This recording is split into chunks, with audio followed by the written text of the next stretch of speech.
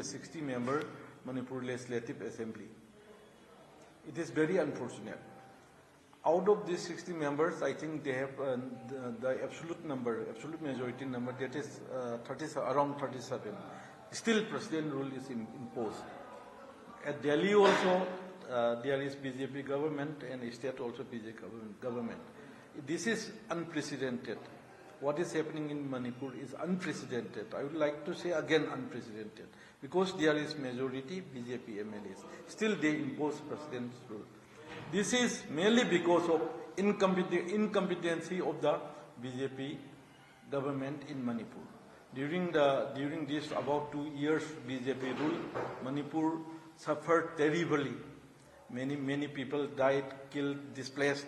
All these things happened that we witnessed for last about two years. And next reason for the imposition of president rule may be disunity among the BJP MLAs. They cannot unite themselves. Then there is one question, is that if we again choose BJP MLAs in the next elections, I think they won't be able to form government, because we have already witnessed, we have already seen what had happened. They cannot form, they cannot unite. Then how can we should vote to the BJP again?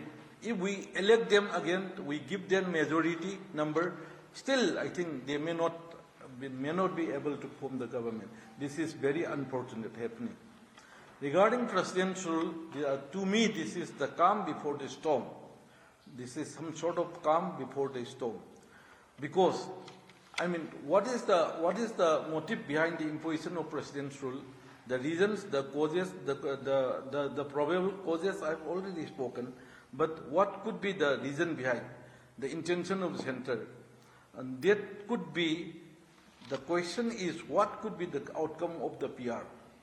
And on that line, I would like to say that it is a continuation of the stick and the carrot policy of the British rule, British era. Because you obey, we'll give you carrot. If you don't obey, we'll give you stick. It is some sort of like that. Stick and carrot policy. That policy is applying now in Manipur also. This is what I feel. And number two, if it is for the restoration of peace and normalcy only, that I don't think so. They have some hidden agendas also. That could be mass combing operation, and there could be agenda for creation of separate administration. For territorial integrity, Amit Shah ji have also repeatedly said that territorial integrity will not be disturbed. And the Honorable Governor have also spoken on that regard also. So, territorial integrity may not be disturbed. Still, what I feel, I suspect is that there could be separate administration. Separate administration to me is that the administration that is not under the purview of the State Assembly. Our present ADC system, that is Autonomous District Council system, it is linked with the Assembly. They are under the purview of the Assembly. There is hill areas committees there to control that, to look after that. But if once 6th schedule is given, autonomous district, separate administration is given under 6th schedule, then it will be cut off from the Assembly. Like what is done in Assam. There is Karbi along and other Bodo Territorial Council and other things are there.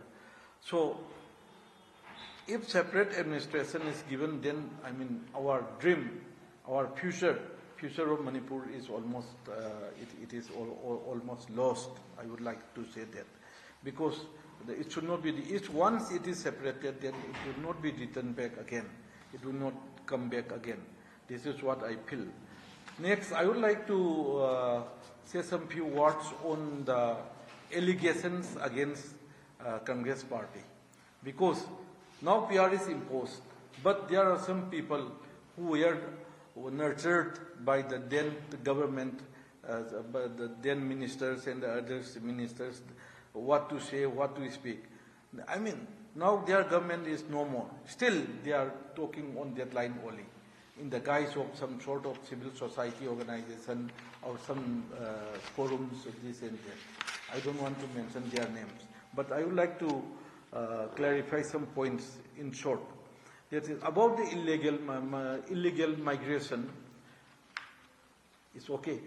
About the illegal migration, we are all aware that there is Treaty of Jandavu. Before Treaty of Jandavu, Nithi or Chinwin River was our natural boundary. Our boundary, our land extended up to that point. But after the Treaty of Jandavu, it has reduced to the present boundary, present border line. So again, after Government of India Act 1935, India and the Myanmar is separated. And again, after 1947, when India attained independence, then those who live outside the present territory of India became foreigners. So, about the illegal migration, what I want to infer is that there was no question of this illegal migration before Treaty of Jandavu 1826 and even before 1935, before the bifurcation of Burma and India by the British. So this question comes, illegal migration, the question of the illegal migrants comes up only after 1947. So some of us used to say that from the date of the introduction of the Constitution, that is 26 January 1950, so it should be base year. I think that is the reason for that. And after that, regarding influx of illegal refugees, there were 2-3 major waves of influx of illegal refugees. First being in 1967. 1967, there was political upheaval crisis in Myanmar. After that, many Myanmaris, Indians also, who were residing in Myanmar, they came back to migrated to India. And still we have seen many Tamils are there in More area. Most of them migrated during 1967 wave. And second major migration is in 2021 after the military coup, when they overthrow the government led by Aung San Suu Kyi. That is to 2021, after 2021. So from 2021 to 2023, the number of illegal migrants, as per my source, is 78,731 in India. That is mostly in Manipur and Myanmar. So these crises are mostly created by these illegal refugees, especially, not illegal migrants. Illegal migrants could be there also. Now we can term, now we may term many of them, I don't want to say all of them, but most of them involved in this separate administration or this and that. So most of these illegal refugees, they are creating the present crisis in Manipur. That is what I feel. And another point is that there are allegations that these people who are still, their anti-Congress hangover is still there. They are still saying that Congress is, favoring the drug cartels, drug mafias, this and that. That is absolutely wrong, because in the year 2013, in Imphal airport, there was huge catch of this thing, drugs, narcotic drugs, substances, and this and that. At that time, people were just talking around that one of the nephews of the then Chief Minister involved in that drug business, that thing. But that is that. Even though the nephew of the Chief Minister is involved, he may or may not be involved, but his name is comes up at that time.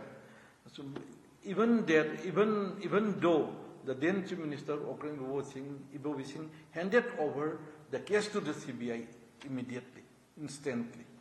It shows that he and his government is deadly against the drug trafficking and all these things. And number two, I would like to cite another example. Many examples are there during that time that we Congress are against we are against this drug business. Palen drug hall, we have heard that. That is also happened in 2013. One Colonel Ajoy Chowdhury, posted as public relations officer, was involved, and he was arrested, and he was detained and arrested, and then the case was handed over to CBI. These things and many other things regarding the drug have happened during the Congress period, when Congress ruled between during the Congress rule between 2017, and that is 2002 to 2017. But see, what is the difference is that during the BJP period, one Lukhosoi Zhou was arrested. He was the chairman ADC Chandel and belonging to BJP.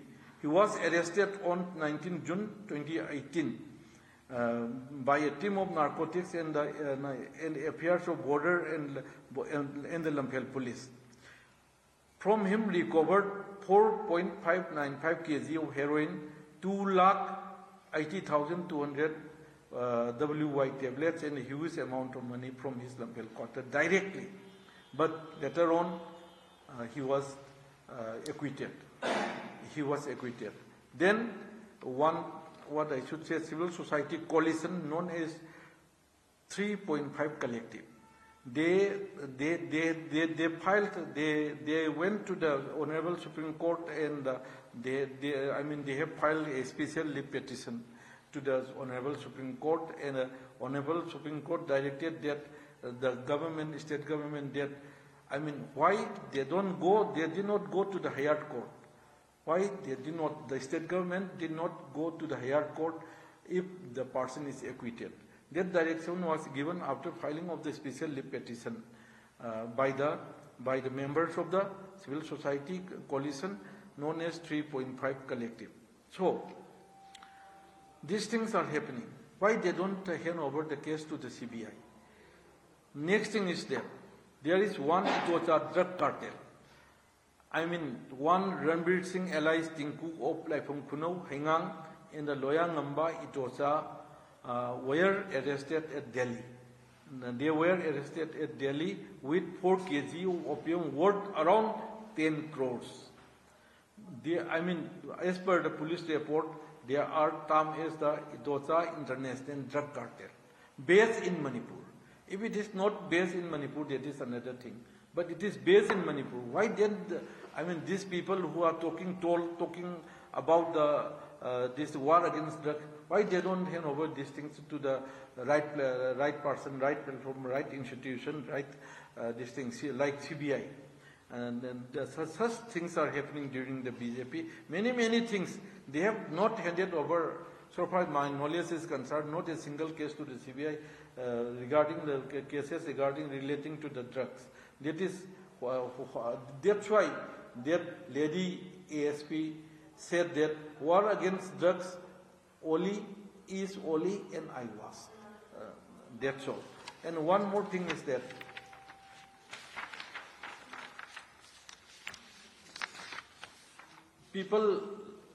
many people, who are in favor of the BJP, they are saying that there are poppy cultivation during the time of the, because of the poppy cultivation, and the crisis is because of the, what I should say, stopping of the cultivation of the poppy, this and that. But what I would like to say is that, as per the India State of Forest report, published by Forest Survey of India, during the period 2001 to 2017, that is Congress period, Congress rule period. During this period, the increase in forest coverage is 1,115 square kilometer. The decrease was 921. But, so altogether, the increase is 194.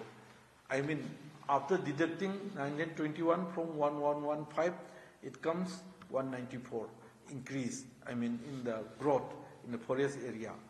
But during the BJP rule, that is in the state, from 2017 to 2023, the increase is nil. But the decrease is 802.93 square kilometer. during the BJP rule in Manipur.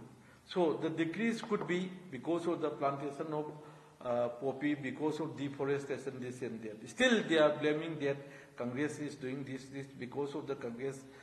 We are suffering, and because of stopping this and that. In fact, they are encouraging, and during their period, the forest coverage area has decreased. That's all. That's why what I would like to say finally, lastly, is that this is not a time for blaming each other. This is not time for, what I should say, we should not blame each other. This is time for consolidation. This is time to think together, all of us, how to resettle displaced person, how to make a proper policy for the village volunteers, and how to open national highways, and how to revive our economic activities. I think this is time to concentrate on that, all of us, all together, so that peace and normalcy could be restored in Manipur again. Thank you. Now you said you means the Congress is not in favor of president. You said the Congress is not in favor of president. So will you consider going to the court? Will you consider knocking the door of the court against the president or the opposition? I will just take up that matter to the knowledge of the senior leaders. We will discuss that matter.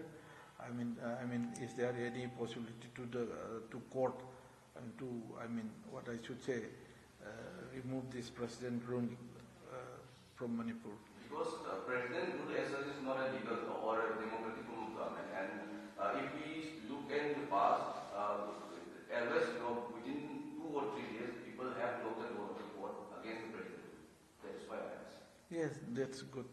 We also are not in favor of the president rule. So what can we do? I will just put up to the knowledge of our senior leaders, and I think surely senior leaders will concentrate or discuss on that matter. Just another question now. About the collection of recovery of illegal arms in Manipur. Do you suggest any pattern or any norms to follow by the government? Yes, that should be there. Without any norms, without any policy program, this and that, I think this is not that proper. Though I appreciate the handing over and collection of arms and ammunition, still there should be norms. Otherwise, some people may hand over and some may not. So in that regard, the present PR government should at least appoint 1 or 2 spokesperson, and there should be daily news bulletin. News bulletin, so that people can understand what's going on in the districts, how many arms have been collected, handed over, this and that. Without knowing that, I think it is not that proper. I would like to suggest to do that. District-wise information should be imparted to the people.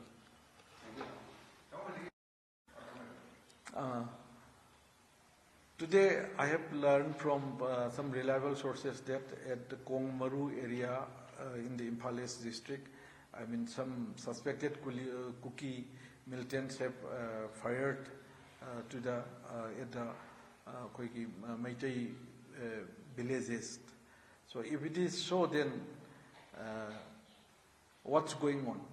We expect that if our village volunteers hand over arms and ammunition, that there would be peace, and the security forces would be able to protect our people at the peripheral areas and the villages, all these things. If it is not